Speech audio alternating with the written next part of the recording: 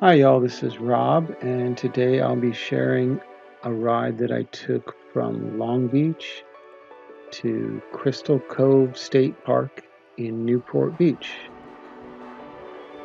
As usual, I start my ride by pedaling through my neighborhood, which I'm really lucky is very beautiful.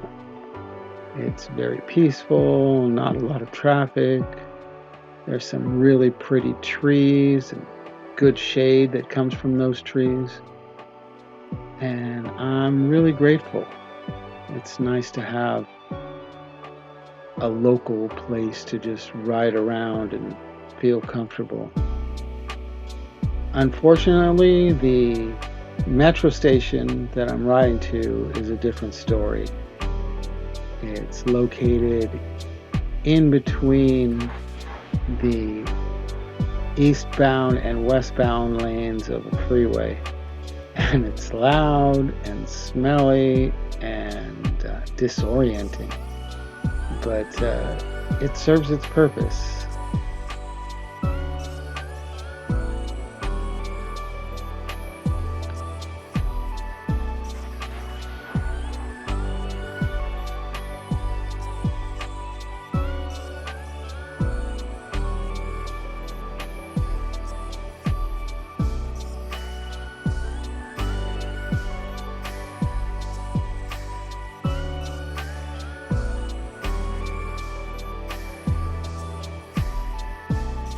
After a 45-minute ride on the train, I arrived in Long Beach on Pacific Coast Highway.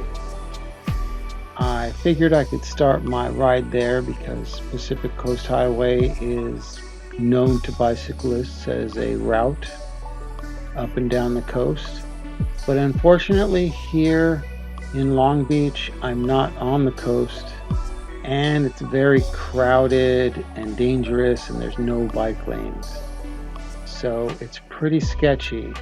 And I actually passed a bicycle accident right here. There's a woman being carried off of the street and onto the sidewalk, and her bike is laying there.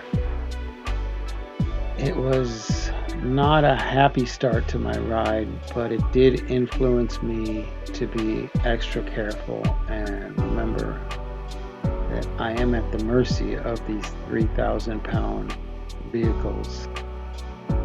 So that's the way it is.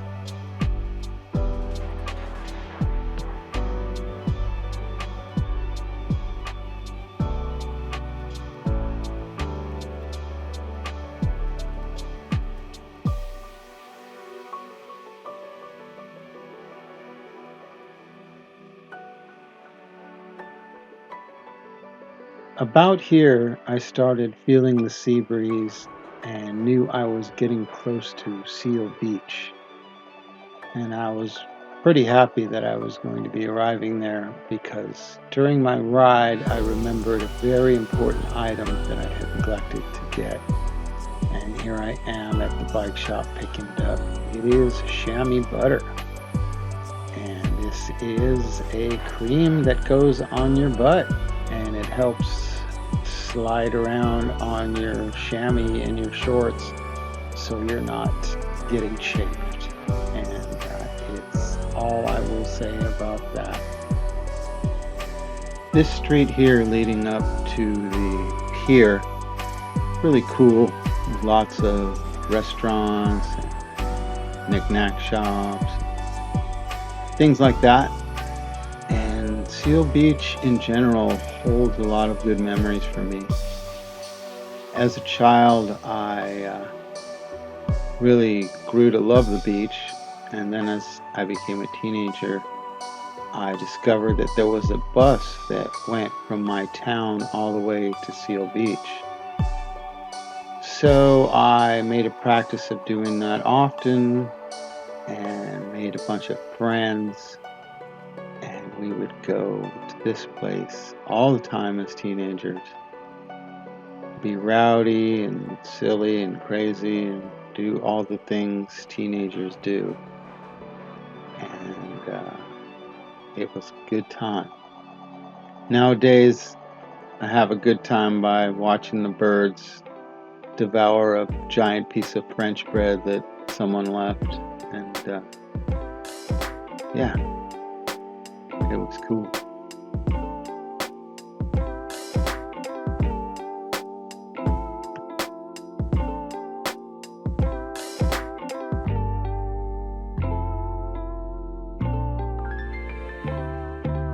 After leaving the birds and Seal Beach, I made my way through the town and made a right on PCH, also known as Pacific Coast Highway. I was immediately greeted by a little bit of a climb and a small stretch on the busy highway. As I reach this part of my trip, I always check out this building on the right.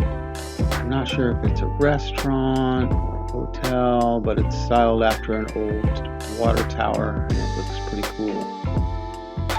If you make a right here off PCH, you end up in a large parking area with some apartments on one side, and you can make your way along next to Sunset Beach, and it's a nice break from the highway, and it leads you all the way to Bolsa Chica, where you can jump on the trail that's right next to the beach. So I like to go on this little side street, and right here you can make your way to the beach if you want. Just walk up that sand and you end up right there next to the water.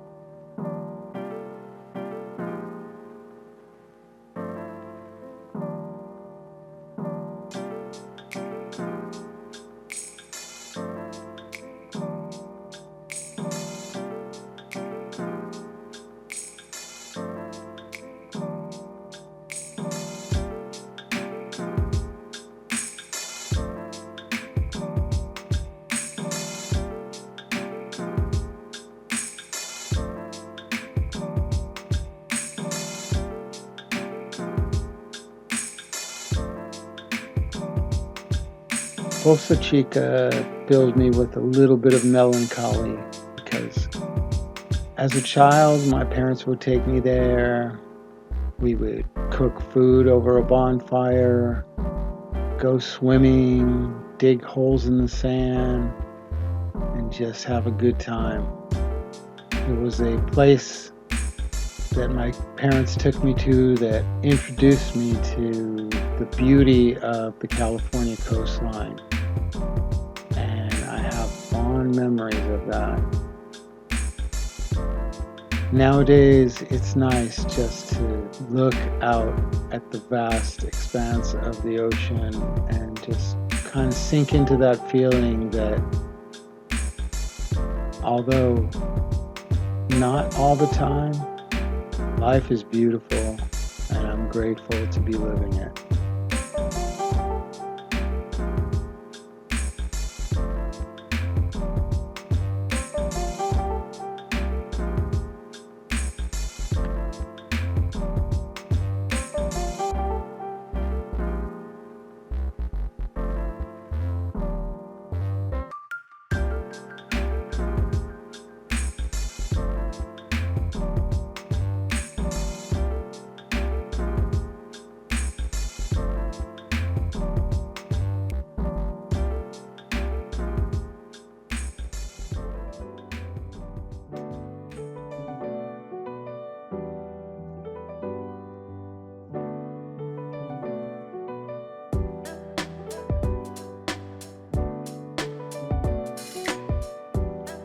About here, I'm coming up on Huntington Beach and Huntington Pier, and it's really nice there. Again, there's a lot of restaurants, and they keep the place looking pretty good. There's a lot of maintenance on the grounds and lots of trash cans. It's a pretty cool place to visit.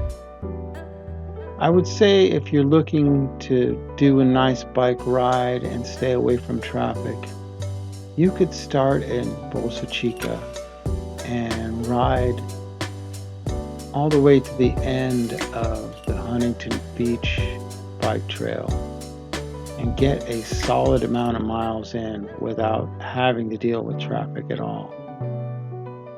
And as you can see, the views are great.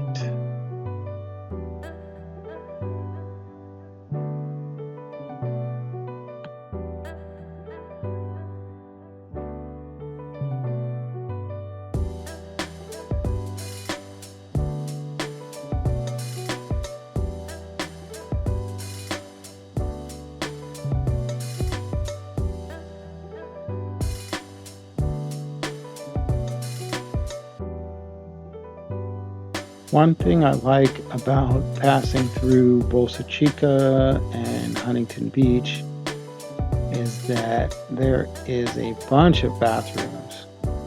So, as a bike traveler, bathrooms come in handy. So, I'm thankful for that.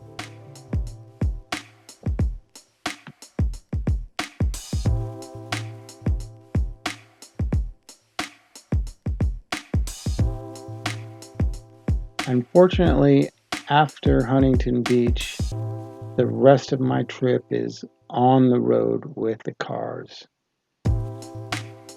Luckily, it's not quite as crowded as it was in Long Beach, but there are a few tight spots as you approach Newport Beach.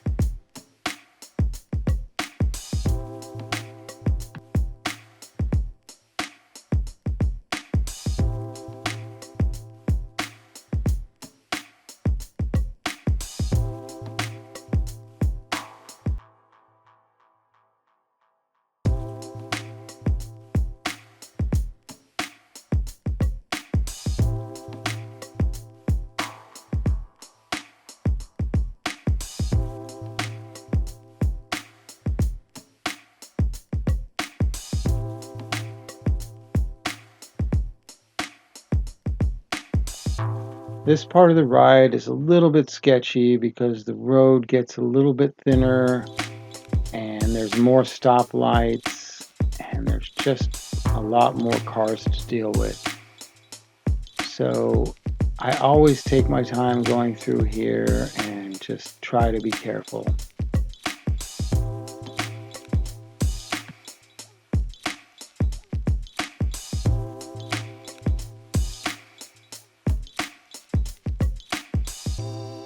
Here you can see the sun is starting to go down. I am kind of a late riser and tend to get a late start on my rides. So, as usual, I had to hustle to get to my destination before the sun went down.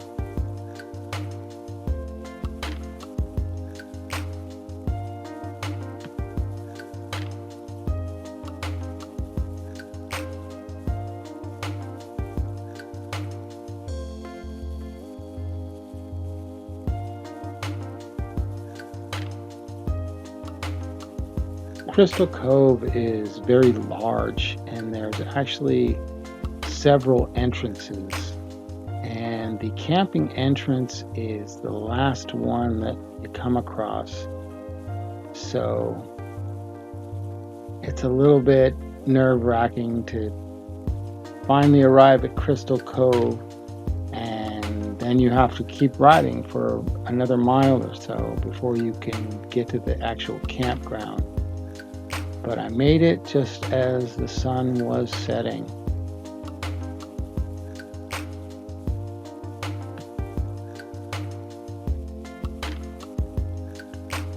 After arriving, I paid my fee and made my way into the backcountry.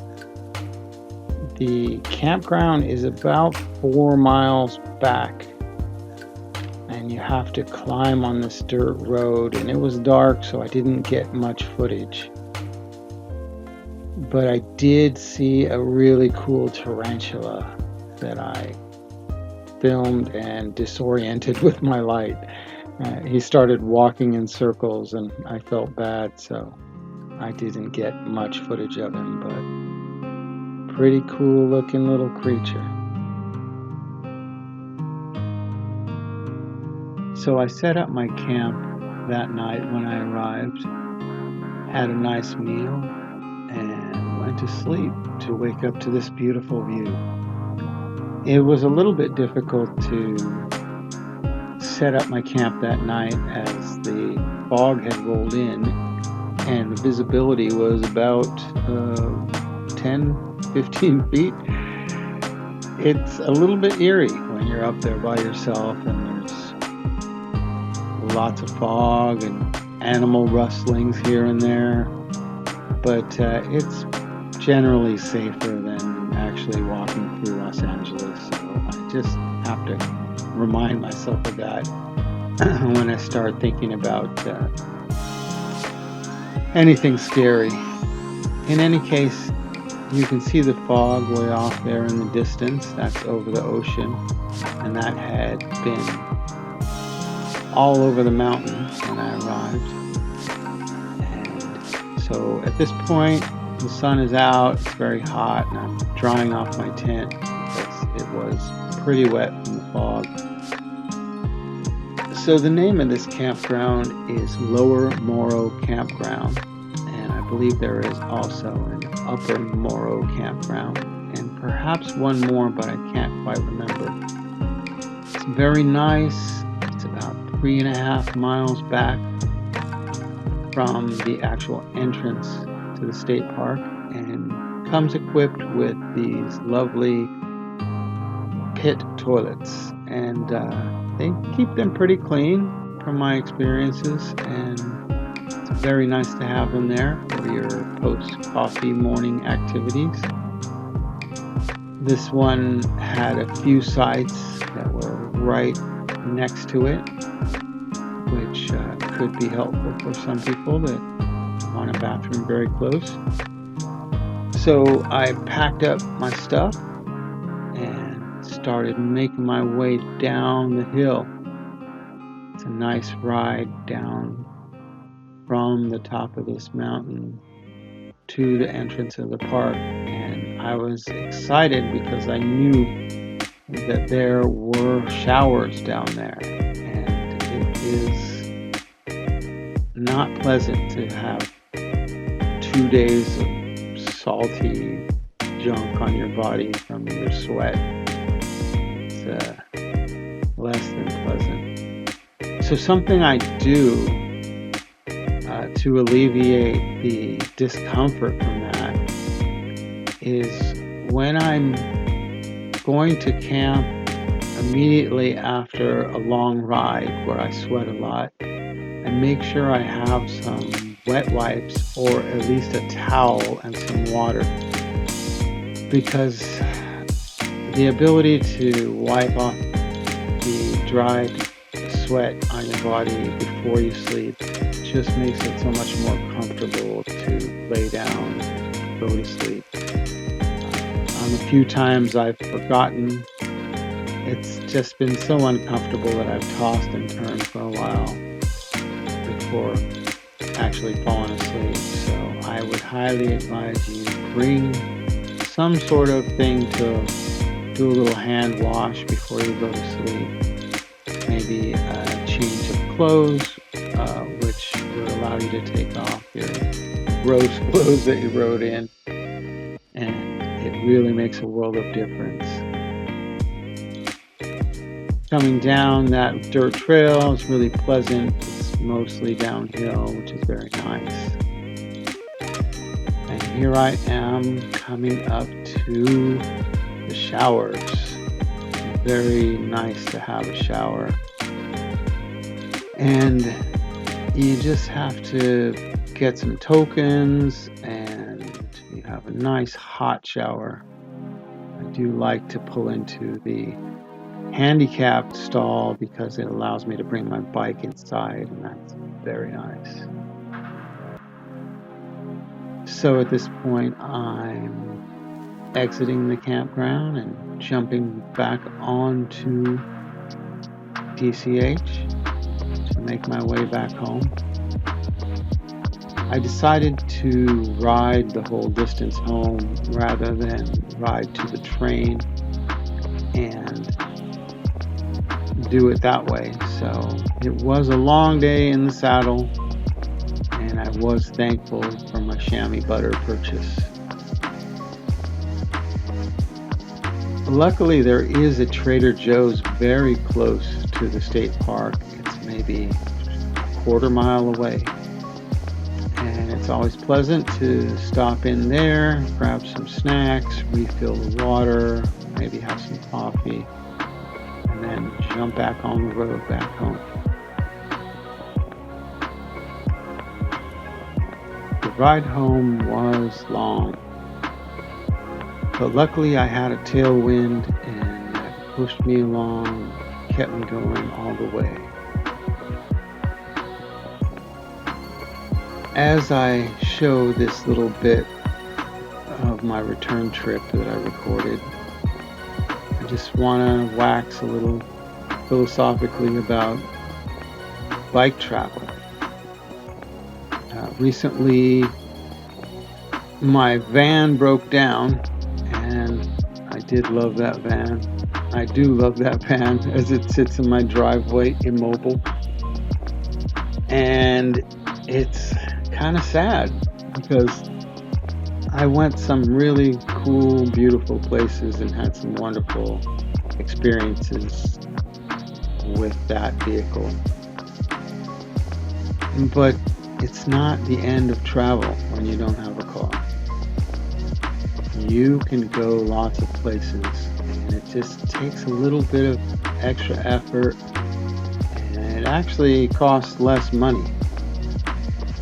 So when I do something like this, it really scratches this itch that fulfills me, because I just like the novelty of going to different kinds of places and seeing different things and meeting people and going down dark, scary tunnels on my bicycle. Yeah, these tunnels they're a little bit scary, especially when it gets dark. But yeah, having a car and a way to get around is very nice. But a bicycle works. I'm sad that my van is no longer running and probably is not going to be fixed because it costs too much. But I'm happy that my body is capable of taking me all sorts of places, and I can use this two-wheeled machine and some public transportation and get me to all sorts of cool places. So that's my story, and I'm sticking to it. So this is me coming home now. I'm a few blocks away from my house. You can see the sun is setting. And there's my trusty steed. I really hope y'all enjoyed this. And please feel free to like and subscribe, because it really helps me in the algorithm, and maybe someday I will actually make some money from this channel. But even if I don't, I get to document these cool trips.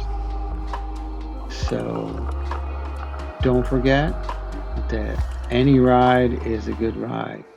So just jump on your bike and ride. It's not hard.